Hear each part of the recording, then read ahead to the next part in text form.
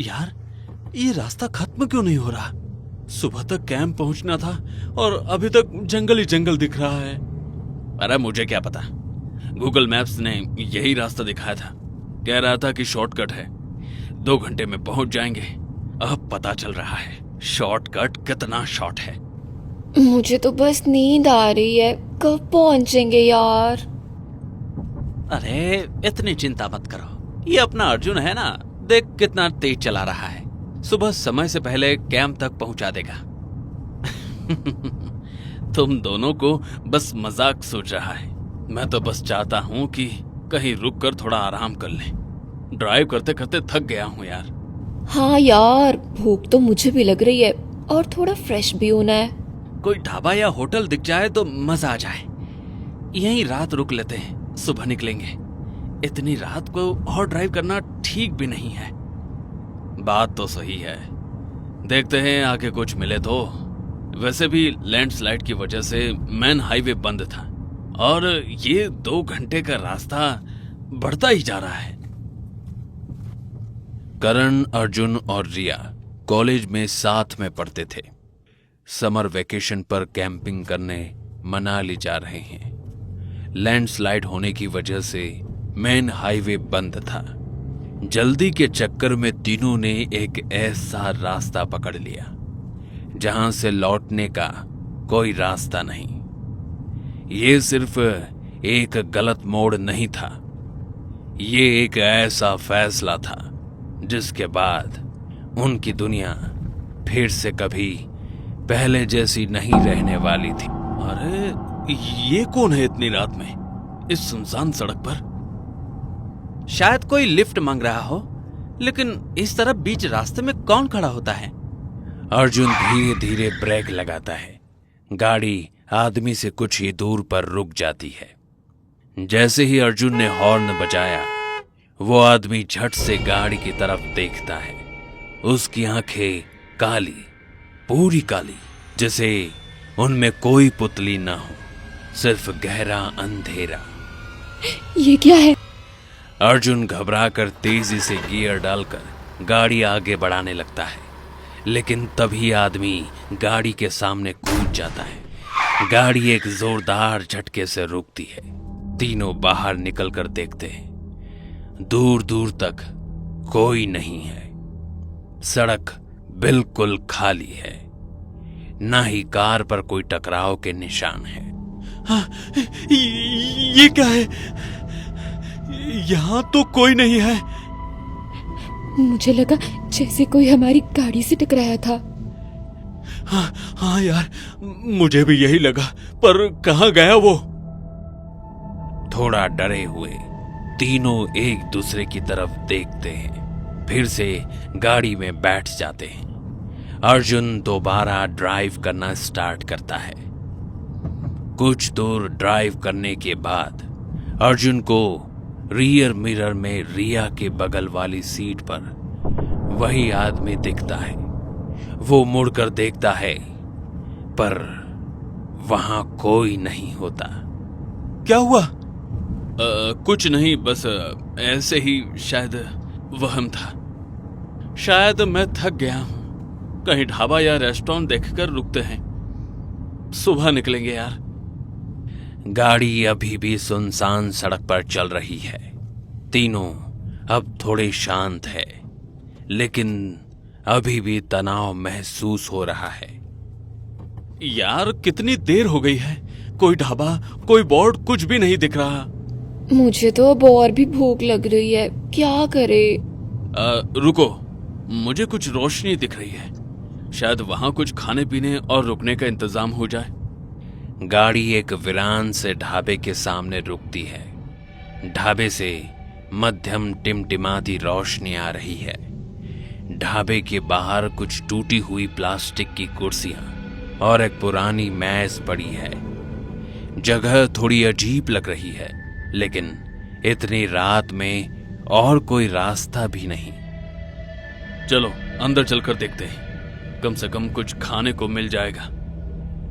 तीनों गाड़ी से उतरते हैं और ढाबे के अंदर जाते हैं। अंदर एक बूढ़ा आदमी, जिसने मैली सी धोती और कुर्ता पहना है। धीमी आंख पर चाय बना रहा है। आइए आइए, इतनी रात को इस रास्ते पर बहुत कम लोग आते हैं। क्या लेंगे? चाय, खाना? हमें बस कुछ खाने को और रुकने के लिए जगह चाहिए थी। क्या आप यहाँ रात रुकने की व्यवस्था करते हैं? हाँ, क्यों नहीं, ये सब मिल जाएगा।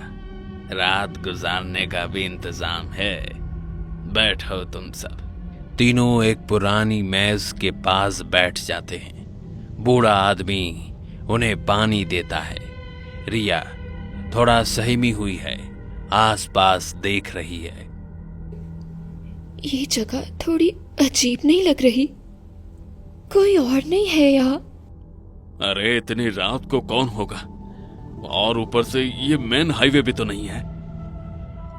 यहाँ पर ये पुरानी तस्वीर क्यों लगी है? सब धुंधली हो गई है। करण की नजर एक तस्वीर पर पड़ती है जो बाकियों से ज्यादा बड़ी और पुरानी है। बाबा, ये तस्वीर किसकी है? बहुत पुरानी लग रही है।